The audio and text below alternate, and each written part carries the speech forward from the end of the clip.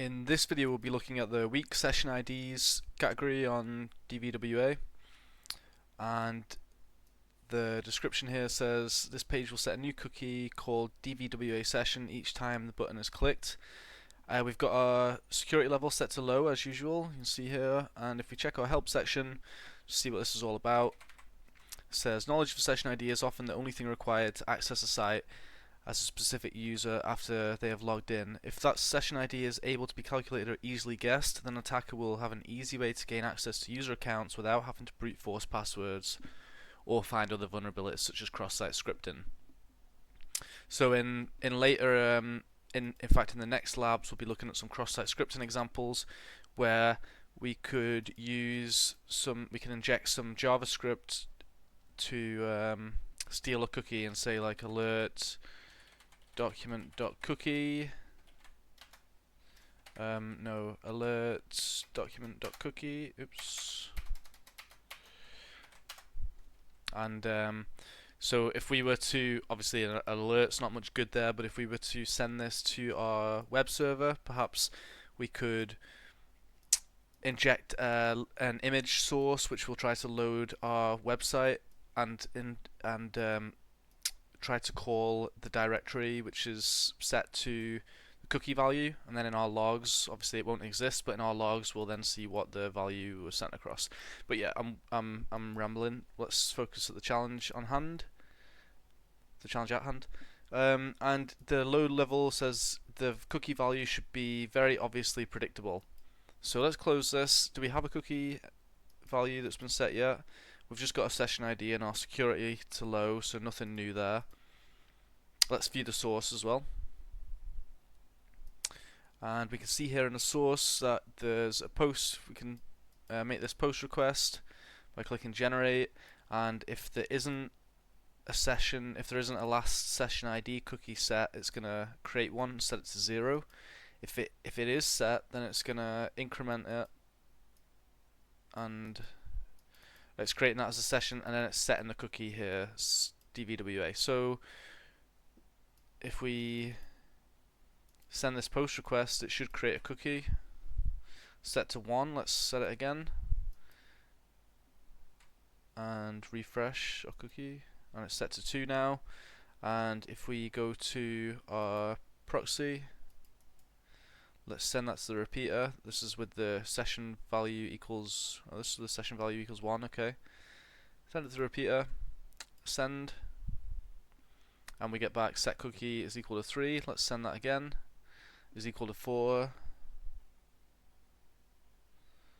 Okay, do we have a mission here? What's our mission? What's our objective? The objective is to work out how it's generated. Okay, and then for the IDs of other users. Okay, so our ID is 2. Let's try and set it to something else. And oh,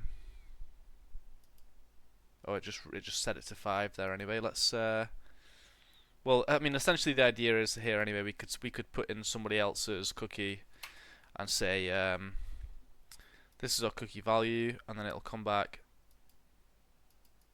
Well, it still comes back and says that it's 10.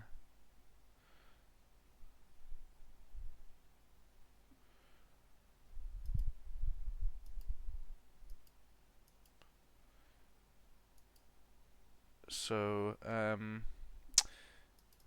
if we change that to 10, refresh the page. Okay, it's set to 10. Set it to elite. Load the page, okay. And now if we click generate and then refresh that, it still goes up by 1, okay. Yeah, I mean, that's fine. It's just not great for the demo because we can't really show impersonate another user. But yeah, essentially, if we're able to predict these values, we can go through and we can try 12, we can try 13, we can try 14. In our case, we're trying those, and there's nothing for us to do anyway once we get into those users. So that's essentially that. Let's move on to the medium level.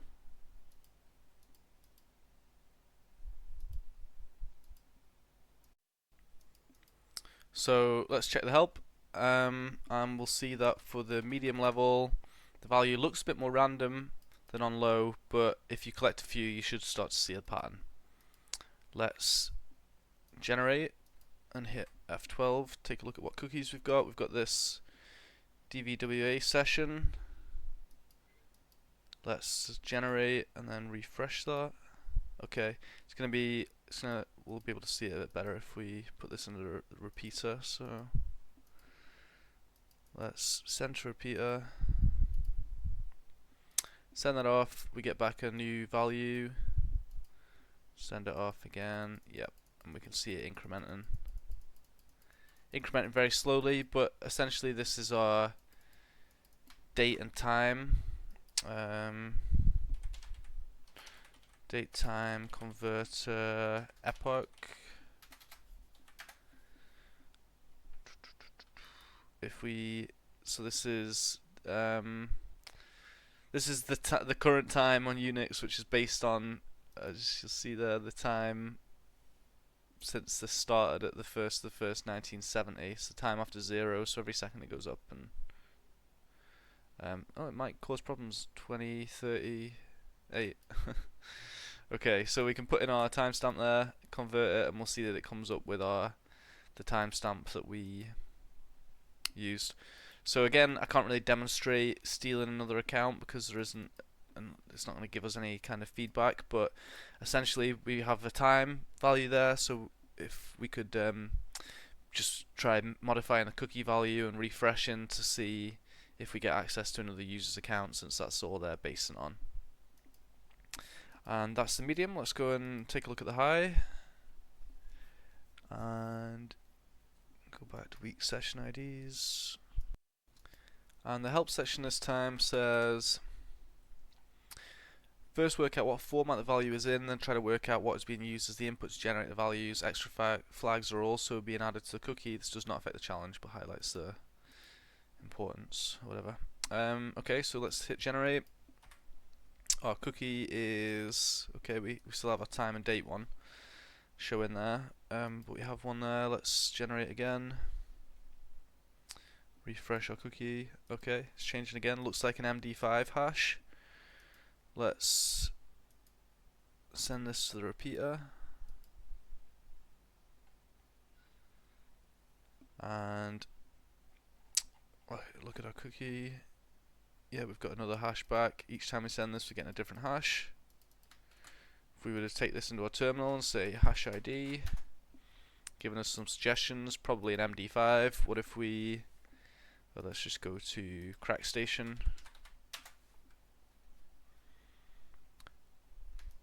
Paste in that MD5 value. Wait to verify that we're not a robot, because as you'll know if you followed our insecure capture video, oh wow, it would be quicker just to MD5. Okay,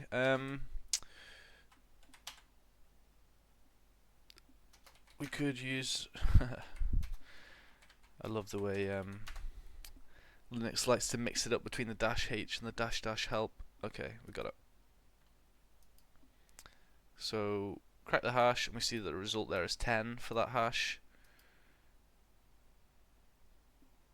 which cancel that. It was 10 for that hash, so presumably our next hash is going to be 11. So if we go to our MD5 sum and the file is you read standard input. Okay, MD5 sum 11. Okay, it's gonna take one off me. Oh no, not MD5. Okay, let's do echo 11 MD5 sum. There we go. Although it might have caused some issues with the new line. Let's hit send, see if we get the same thing. We don't get the same thing now. It's probably a new line's been added to it. Let me see.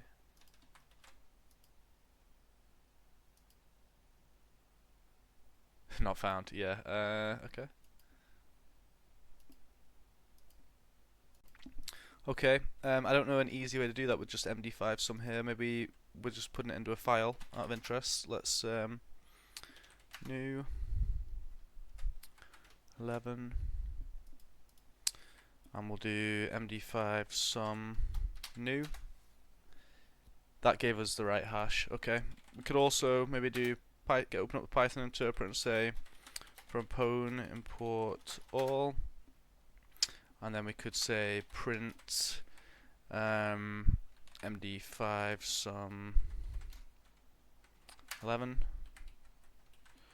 object supporting the buffer API required.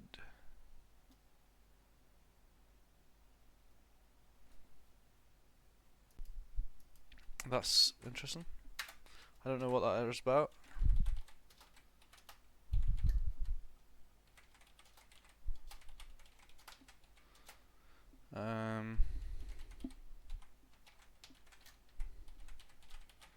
Print MD5 sum 11.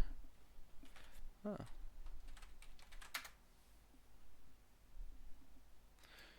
Unicode objects must be encoded.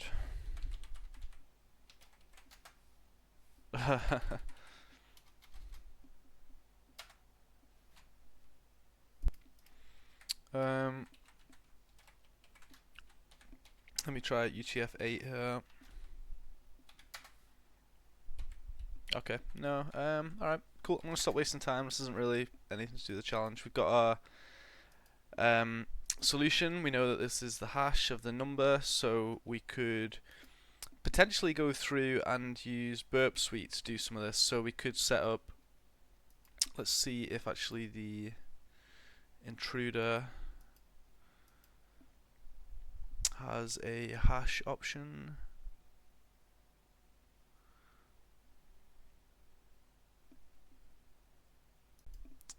I believe if we selected something here, if we had our numbers and we're saying we're going from 1 to 100, stepping through one at a time sequentially, 1 3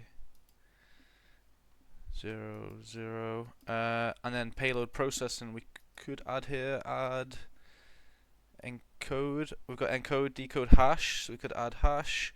We could say MD5. We select MD5 here, okay, and we'd be running an MD5 on each of the numbers. In terms of our positions here, then we would have that set to our cookie value. Let's go to our proxy, our repeater where we had this request. I'm going to grab that. I'm going to go back to our intruder, see if we can just paste that in, set this to the DVWA session was this hash, so let's put that back in there. Let's add these here and check our payloads. Looking good, I believe so. Payload processing, yep, cool. Let's start the attack. And there's an example there where the payload each time, if we go and check an example, the payload is the session ID and it's being changed each time it's incrementing the number and doing the MD5 on it. So there's an easy way we could do that with Burp. Plenty of other ways we could do it as well, and we could maybe do some use some macros in here for more complex examples, which maybe we'll get onto. I'm not too sure what other challenges await us in the DVWA series so far. Oh yeah, sorry. So let's change the security level to our final impossible difficulty and see what's changed.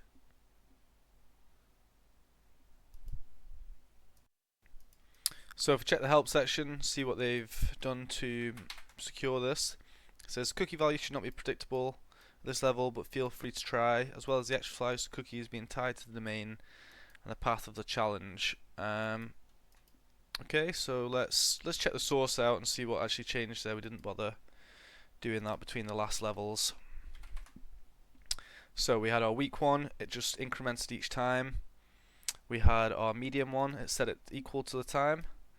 We had our high where it set it equal to 0 to begin with, and then it would set it to MD5 of the last of the. It would increment it each time, set it to equal to the MD5 value, and then it was also using a time value there as well. Okay, that was it, that was the bit that it was saying was an extra protection, but it wouldn't affect the actual the challenge. Okay, and then our impossible scenario here, we have a SHA-1 of the random function and time, and then the word impossible, and the cookie set. Yeah, so there's no way that we're gonna brute force that. Let's generate that. Let's go to our send this to the repeater, and we'll send that. We'll see our cookie here. We're not gonna get that, and yeah. So that's been the various difficulties. Hope you've enjoyed this. Any questions or comments, leave them down below. Thanks.